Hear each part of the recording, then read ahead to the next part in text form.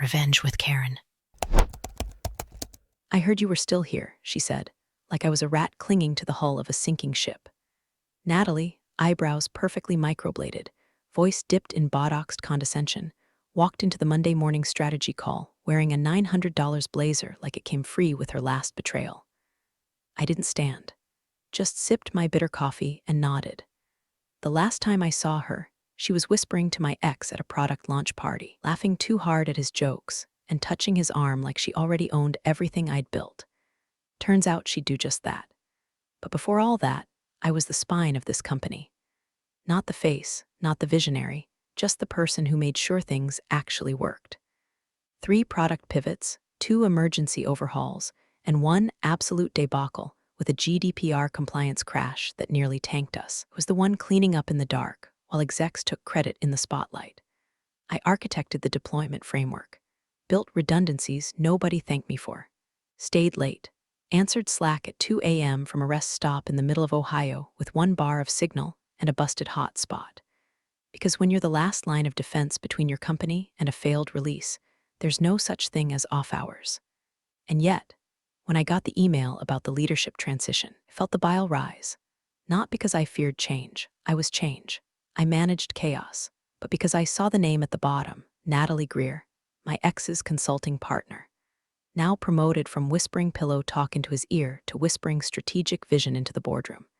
She came in all charm and champagne, used the word synergy 5 times in her first 30 minutes, and told the team she was here to support, not dismantle. Her teeth were too white, compliments too smooth, like she'd practiced them in the mirror alongside her corporate knife skills. And while the engineers tried to pretend everything was normal, I watched the old leadership team start disappearing like candles in a blackout. Marketing lead transitioned out. VP of Ops decided to pursue new opportunities. The old CTO, gone before his mug could cool on his desk. But I stayed. I stayed because Natalie didn't know what I built. She thought the deployment system was just Jenkins and Git, and a few pipelines someone could hand off like a stapler. What she didn't know, what most people never care to know, was that the final mile of that pipeline had a lock. Not a bug, not a patchwork kludge, but a deliberate choke point. The last phase of a release couldn't go through unless a specific admin flag was triggered. Not because I was power hungry, but because I'd seen too many slapdash hotfixes go live at midnight with broken configs that cost us contracts and dignity. It wasn't sabotage. It was safety. One last hand on the wheel before launch. And I was the only one who had the key. Natalie didn't ask me about it. She asked me about the interface. She wanted visual dashboards and client-facing metrics, and all the things that make VCs clap, but don't mean shit when a deployment fails at 99%. She smiled through her teeth and called me a legacy guardian during an all-hands. Like I was the haunted grandfather clock in the corner of a house she'd just bought and couldn't wait to tear down. I smiled back, didn't argue, didn't explain, but I started backing up my files. Quietly cleaned my laptop, made sure the auto-cleanup scripts I'd written years ago were ready to go. Not to delete anything, but to remove myself with surgical precision.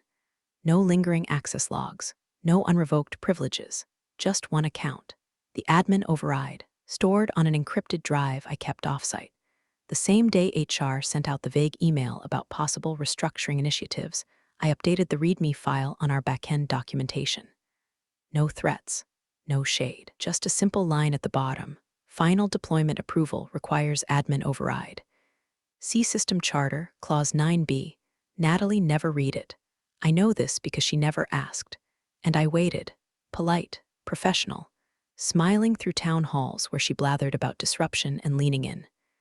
Meanwhile, I watched her slowly cut away the people who knew how things worked and replace them with shiny new hires who spoke fluent jargon, but couldn't troubleshoot their way out of a password reset. Still, I did my job.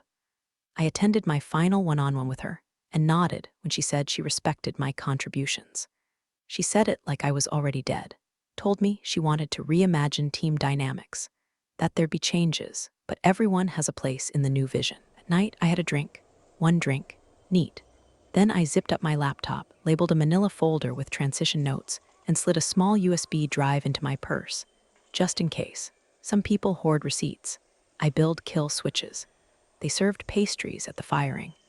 little silver tongs and croissants arranged like corpses in a crime scene. Natalie stood at the head of the glass conference room like she was about to announce the winner of a sweepstakes, not gut the soul of the company. Her voice had that Stepford chill to it, smile turned up, eyes dead behind the buttocks. Before we begin, she said, tapping her manicured nails against the edge of the lucite table, I want to thank everyone for your hard work during this exciting period of transformation. Transformation. That's what they call it now. Not a coup, not a purge, just transformation. Like we're all caterpillars cheerfully dissolving into goo.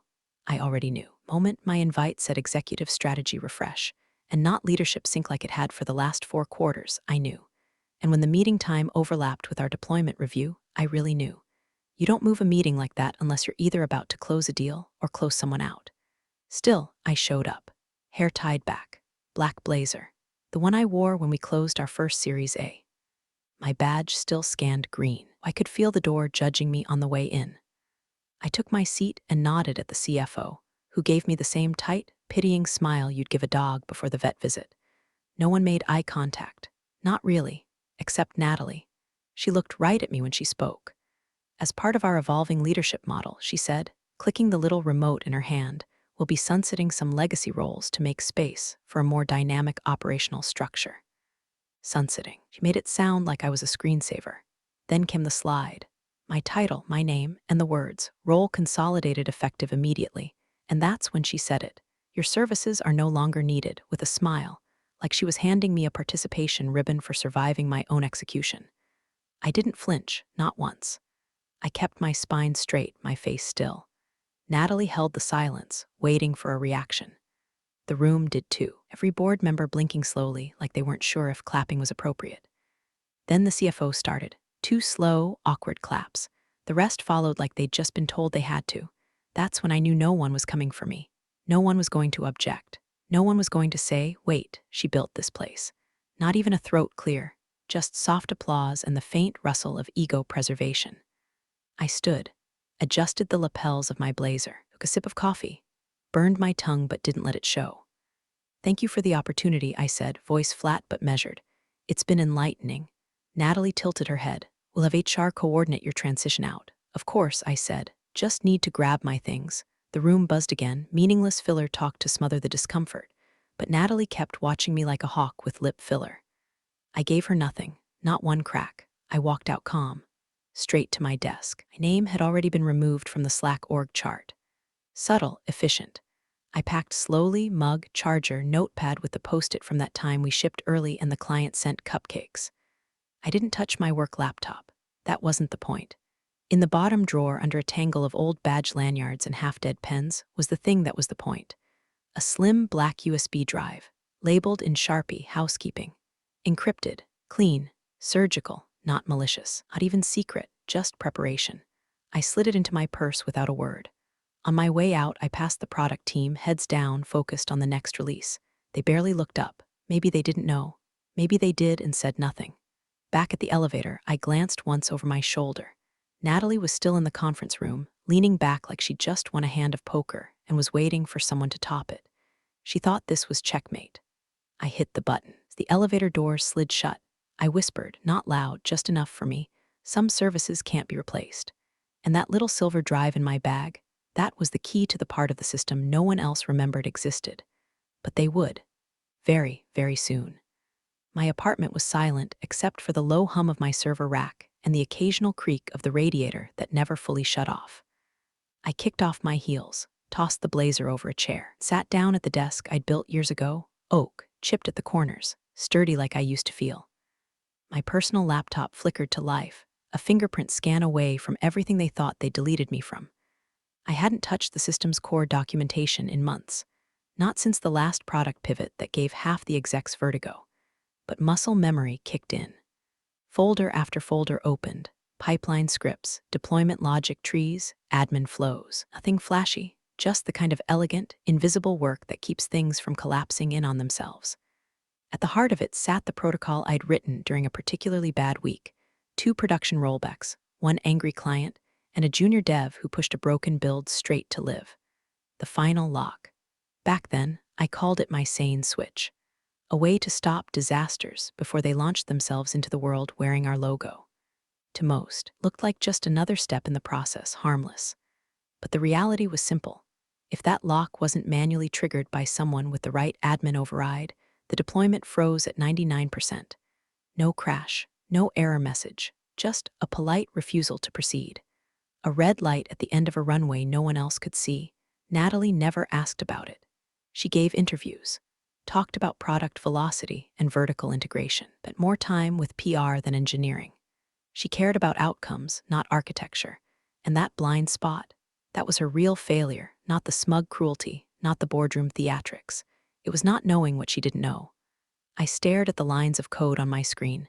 My initials still lingered in the commit history. No one had touched this part in over 6 months. Good. I opened my resignation clearance checklist, standard protocol for offboarding senior tech staff. Deactivate credentials. Revoke API keys. Wipe VPN tokens. I followed every step meticulously, like I was preparing my own autopsy. First, I confirmed HR had already suspended my SSO access. Sloppy. Then I pulled up the admin shell for the deployment framework and walked myself out the door, digitally speaking. Admin token revoked. Jenkins role escalation removed. Server-side SSH disabled. I swept my tracks clean with the precision of a surgeon who's tired of seeing their work botched by amateurs. All except for one thing, the override key. Years ago, I'd built a separate credential. Hidden behind layers of logging obfuscation, it didn't show up in the normal admin list. It wasn't in the credential vault either. It wasn't even on the company network. It was local. Mine. That key couldn't create anything. Couldn't push builds. Couldn't edit repos. It could only do one thing, unlock the final step in the deployment, like the last twist of a submarine hatch. Useless unless someone tried to launch without me. I tested it, just once. Plugged in the USB, ran the auth script, and waited. Authenticated. Admin override active final deployment. Locked until sign-off. I leaned back in my chair and exhaled. Not relief. Not joy. Just a quiet confirmation that I hadn't imagined all of this. That I had seen the storm coming a year ago and built the shelter before the rain started. This wasn't revenge. I wasn't taking anything from them. I was just no longer giving, letting the system follow the rules I wrote when I still believed in consequences. They'd think it was a glitch, a hiccup in the CI/CD pipeline. Some YAML file misaligned or token expired in the wrong region. Scramble, patch, reroute, but the system wouldn't budge. Because at the end of every process was a question written in plain human language, "Are you sure?" And without my key, the system would stay locked, quiet, compliant, patient, just like me. The first hiccup showed up on a Tuesday. A ticket popped into the public dev channel with the subject line, "Final deployment stalled, approval loop stuck." They didn't ping me, they couldn't. It was already scrubbed from the org chart like a dead goldfish flushed and forgotten. But I still had friends on the inside. People who knew how to speak without speaking. One forwarded me a screenshot. Build 8.4.1. Deployment progress, 99%, stalled, awaiting admin override. They thought it was a timeout issue, maybe a permissions cascade or a bad merge. Standard troubleshooting began, rollback to 8.4.0, flush the pipelines, reauthorize credentials. But the lock was patient, indifferent, didn't care how many times they rebooted the process, because it wasn't a malfunction. It was a rule, and Natalie had never learned the rules. She was still busy pretending everything was fine, scheduling fireside chats with LinkedIn influencers, and fluffing out her vision for scalable culture in glossy blog posts. One of them quoted her calling the product deployment ready. I laughed so hard I spilled coffee on my keyboard. Deployment ready, huh? Tell that to Jenkins. By Thursday, they were rerouting, trying to clone the environment onto a sandbox server, hoping to bypass the production flags. But the system wasn't dumb. The lock didn't care where you moved it. If the override wasn't triggered, it just watched. Quiet, polite, like a doorman who won't open the gate without seeing your ID. Natalie still hadn't caught on. It was too far above the code. She thought engineering was a vending machine. Push a button, get results. But now the buttons were sticking, and no one could figure out why the Snickers weren't dropping. The demo date loomed. A major logistics firm was flying in for a full system walkthrough, end-to-end functionality, live deployment, real-time analytics. That deal would secure the next 2 quarters. Maybe 3. if it went sideways. Board would start asking questions she couldn't answer with a slide deck and a pearly grin. Another friend sent me an internal memo. Subject line, escalating final stage auth failures. Engineers were now pulling apart backend logs, looking for inconsistencies. They ran script diff comparisons, even tried reinstalling the approval flow modules, but nothing worked. The lockout wasn't in the new code. It was old, rooted deep. Decision made by someone who'd seen the crash before the wreckage. Someone who'd been quietly erased. I kept sipping my coffee. From a distance, it looked like any other launch scramble. Devs whispering about build inconsistencies, QA teams scrambling to reproduce bugs they couldn't isolate, product managers starting to sweat through their polos. But under it all, I saw it happening. The quiet unraveling. A ship drifting without its ballast. Still, Natalie pressed forward, posted on social like everything was peaky. Excited to demo our upcoming release to partners next week. With a carefully curated photo of her in front of the war room whiteboard, I zoomed in. Her scribbles didn't mention the lock, didn't mention the override, because she didn't know, or worse, she still believed it would fix itself. No one called me, no one dared, not yet. To them, I was gone. Dust in the ventilation system. A former resource. Slack channels no longer pinged my handle. But I watched the repo commit stall. I watched their stand-up notes get shorter, more desperate. Still, I stayed silent, not smug, not gloating, just steady. There's a kind of quiet power in being the ghost in the machine, not haunting, just reminding the living of the structure they stand on. And knowing, eventually, they'd hit a wall they couldn't charm their way through. Subject line hit my inbox at 10:03 p.m. Quick sync opportunity. Natalie never called it what it was. She couldn't. That would mean admitting the system she steamrolled over still had teeth. That the person she exiled held the last matchbox in a room full of frayed wires. No, she had to package it in a palatable little euphemism. A quick sync. As if we were going to hop on a cheery Zoom call and realign on objectives over kombucha and toxic denial. Message was short, performatively breezy. Hey, hope you're enjoying your time off.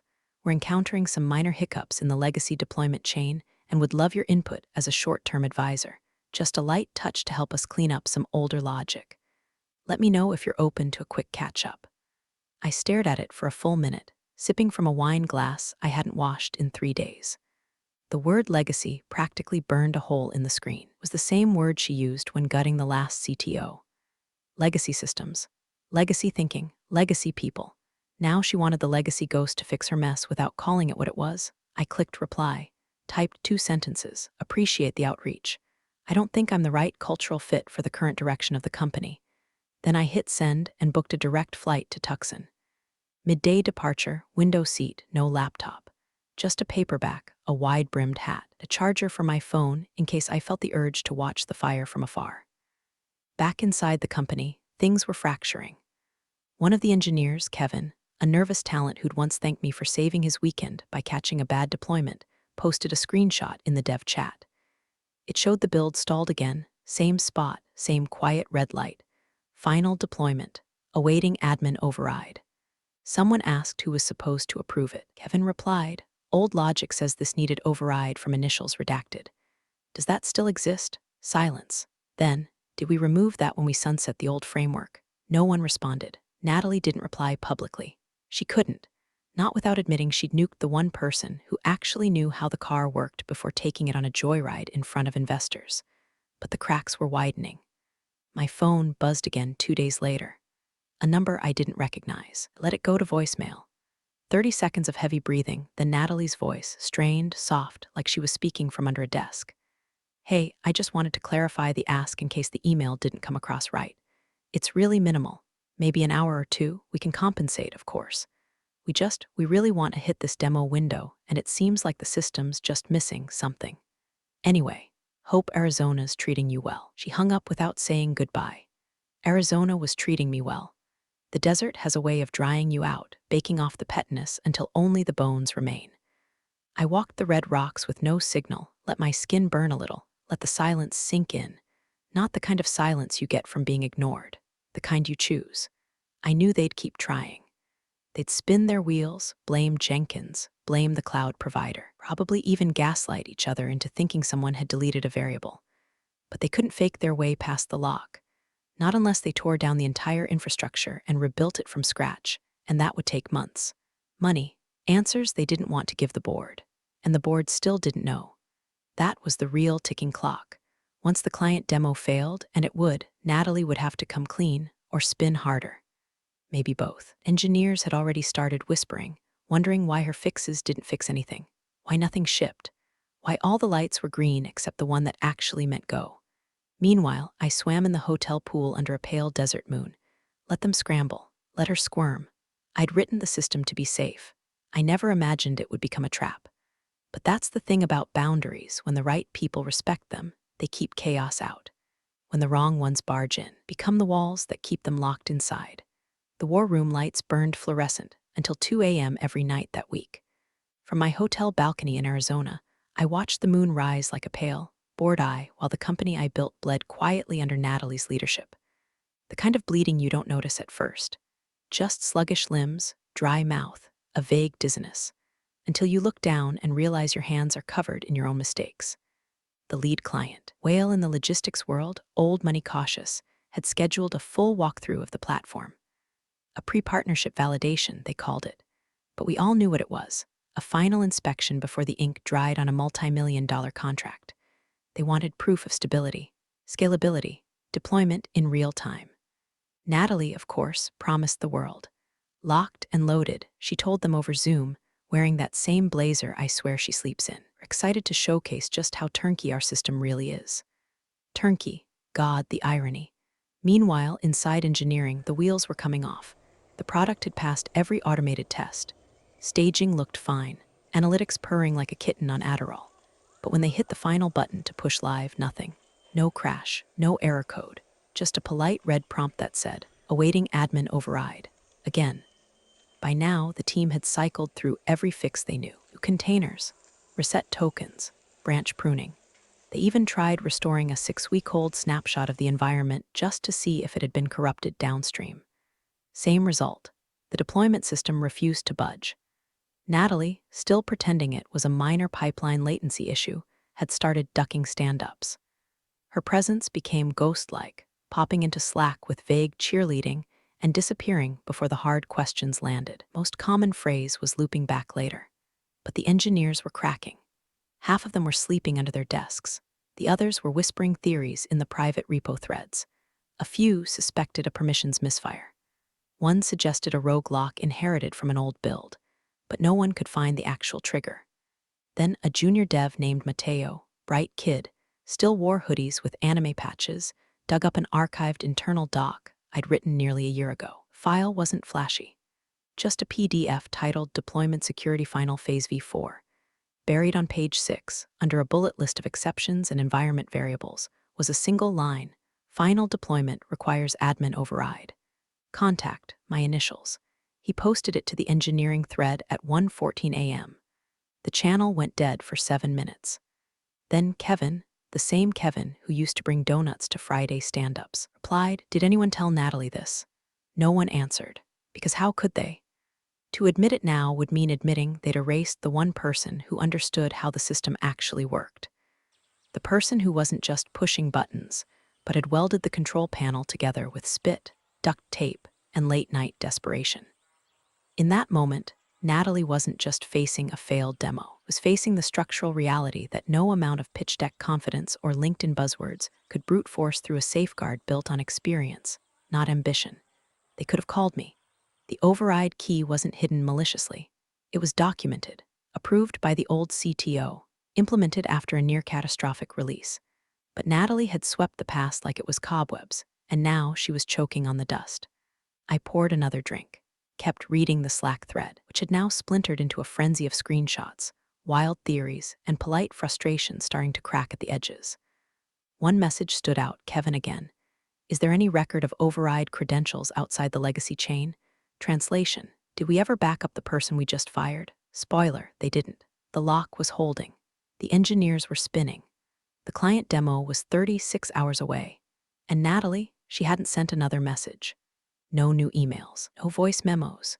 Just digital silence, the kind you only hear when someone's finally realized they're standing in a room they lit on fire. I didn't gloat, didn't smile.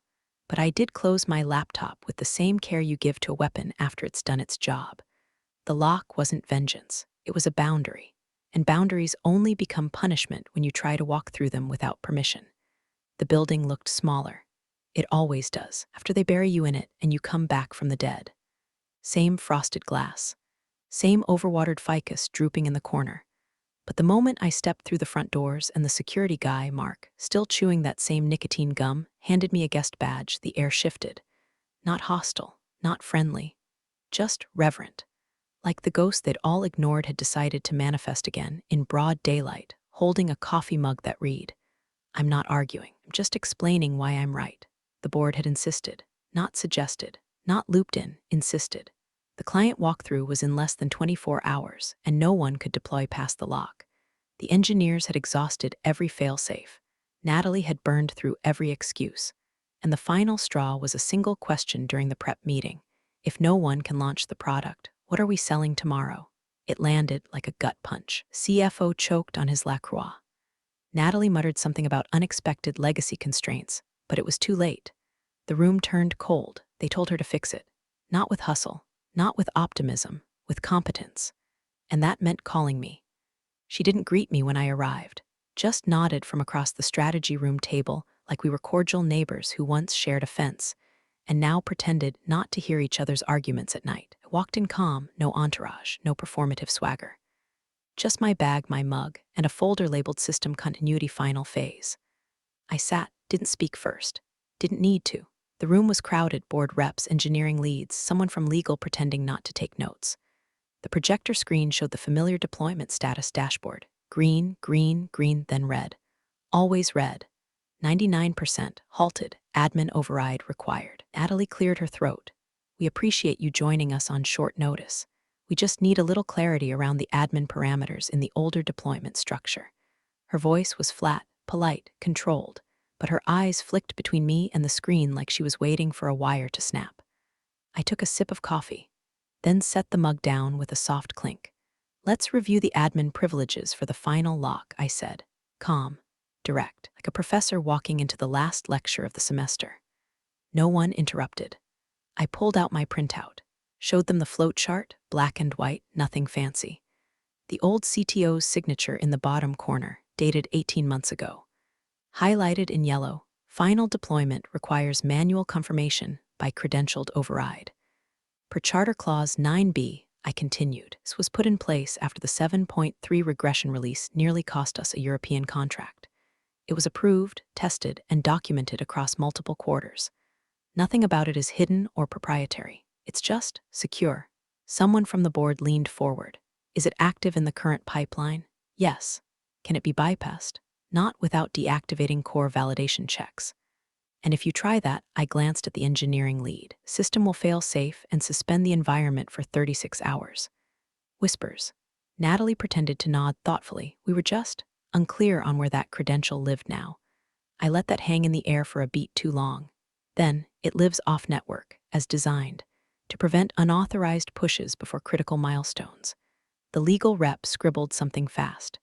The CFO shifted like his seat had grown spikes. Natalie's face had gone still. Her fingers were tapping a slow rhythm under the table. She looked at me once, just once, and I saw it. The fear. Not that she'd be exposed, not that she'd lose face, but that she'd underestimated something she thought she'd buried. And now it was standing across from her, composed, holding the keys. I didn't offer to fix it. I didn't promise magic. I just let them sit in it. Let them taste the cost of ignoring the boring people who build the bones. Tomorrow, I said, standing slowly, you'll need someone with the correct credentials in the room. The lock isn't a bug, it's policy. And then, for the first time all day, Natalie spoke with something approaching real emotion. So you're saying it's not broken? I looked her straight in the eye. It's working exactly as intended. And I walked out. No mic drop, no smug smirk, just poise. Because the only thing louder than revenge is restraint with a witness. Natalie was in peak form, voice lacquered with charm, teeth like polished veneers on a shipwreck. She stood at the front of the room in her perfect blazer, pitching the product like it had practically coded itself out of sheer ambition. What we've built here, she cooed, isn't just scalable, it's inevitable. The client reps, 3 stoic men from a billion-dollar logistics firm, nodded, tight-lipped. No smiles. They were here for proof, not poetry. The demo environment glowed on the oversized screen behind her, system analytics pulsing, real-time dashboards dancing with data. Everything carefully preloaded, massaged, staged to look alive. But they didn't want to show. They wanted to push the button. Natalie gave the signal to Kevin, who sat at the side terminal looking like someone had vacuumed the blood from his face.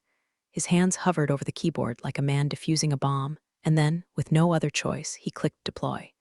And just like that, 99%. Red light. Waiting admin override. It didn't crash, didn't sputter, just stopped, still, like a held breath in a coffin. Natalie kept talking for a beat too long, hoping no one noticed. She chuckled, pointed at the screen like it was part of the presentation. Ah, yes, this is our final deployment staging. Just one last click and Kevin cleared his throat. Sorry to interrupt. She froze. He looked up from the terminal, face pale. The system's still locked. Need admin sign-off to proceed. Silence. The client lead, a tall man in a dark suit with the exact expression of someone who has destroyed weaker companies before lunch, leaned forward. You said this was already deployed. Natalie tried to recover. Yes, of course, this is a minor, leftover configuration from an earlier build. Nothing critical. We'll resolve it immediately. Then why are we still looking at a lock screen? He asked. She didn't answer. Couldn't, because every eye in the room had already turned to me. I was seated at the far end of the table. No introduction, no title, just a consultant on paper and a specter in truth. I stood slowly, calm, no rush. My footsteps echoed louder than her entire pitch had. I approached the terminal. Kevin slid aside without a word. I didn't look at Natalie. I didn't need to. Her silence was already thunder. I reached into my bag and pulled out the USB, slid it in like a final chess piece. The terminal blinked once, then opened the override console. I typed a single phrase, 8 characters, no drama, and hit enter. Deployment unlocked. The screen turned green. The analytics began to stream. The platform came alive, real-time, orders simulated, latency benchmarked. Everything moving exactly as promised, only now, finally real. The room exhaled. The client reps leaned in, murmuring approval. Natalie didn't move. She was still standing where the pitch had died, hands frozen mid-gesture, mouth slightly open. Her face had drained of all color, like the truth had ripped out her spine and left her propped up like a doll that forgot how to lie. I said nothing, didn't smile, didn't bow, didn't even turn to her. Just unplugged the USB, slipped it back in my bag, and returned to my seat without a sound. Absolute power doesn't announce itself. It just enters, writes the room, and leaves behind a silence no speech can recover from. The board met in one of those soundproof glass rooms that always look like aquariums for very expensive regrets. From where I sat in the outer lounge, sipping a lukewarm espresso and watching the cactus in the corner slowly die, I could see everything. Natalie was already inside, seated alone on one side of the long table, her hair a little less perfect than usual, voice muted by layers of insulation and consequence. The door closed behind her, but I didn't need to hear what they said. The body language told all. The head of legal was already flipping through a thick binder of system policies, annotated with post-its and tabs. The CFO looked like he'd swallowed a stapler. The board chair, a woman with ice in her posture and blood in her eyes, leaned forward, tapped a single paragraph, and waited. Natalie's lips moved. Hands fluttered once, then stopped. Then she stared at the table like she was trying to disappear into it. Found it. Clause 9b, buried in the system charter. Final deployment requires manual credential override. Must remain in place for compliance with ISO 27001 rollback protocol. Signed by the prior CTO. And countersigned, in digital ink, by Natalie herself on her very first week. It waved it through during her blitz to streamline legacy workflows. Hadn't read it, hadn't understood it. She thought it was just some leftover bureaucratic molasses. Turns out, it was the only thing keeping the product from launching itself into disaster. Natalie had wanted sleek, easy, fast, but she forgot that systems built to last don't care about tempo, they care about trust. The door opened 20 minutes later. Natalie walked out first. Her eyes flicked past me like I was furniture. Or a loaded gun left on a table no one wanted to claim. She didn't speak. The board chair stepped out next, paused, then turned to me. Thank you, she said. I nodded. We'd like to extend a formal offer. Transition consultant, total autonomy. Come in when you want, leave when you like. No direct reports, just be available, in case something like this ever happens again. I didn't ask what they planned to do with Natalie. That wasn't my business, not anymore. I stood, smoothed the sleeve of my jacket, and smiled. Appreciate it, I said. But no, she tilted her head, not insulted, just curious. No, I think the system's working exactly as intended. No anger, no triumph, just stillness. She watched me for a second longer, then nodded, almost respectfully. I walked out the front doors without looking back. The sun hit my face, warm, uncomplicated, in my bag. USB drive rested in its cloth sleeve. I didn't need it anymore. The lock had done its job, not as a trap, not as revenge, just a simple boundary. A line in the code that said, "Think before you push." I stopped at the curb, flagged a ride, and watched the building shrink in the mirror as we pulled away. Some doors stay shut for a reason, but if you build the lock yourself, you always know where the key is. You're the real stars of the corporate jungle. Thanks for watching. Hit subscribe, or I'll flick the switch on your old cubicle memories.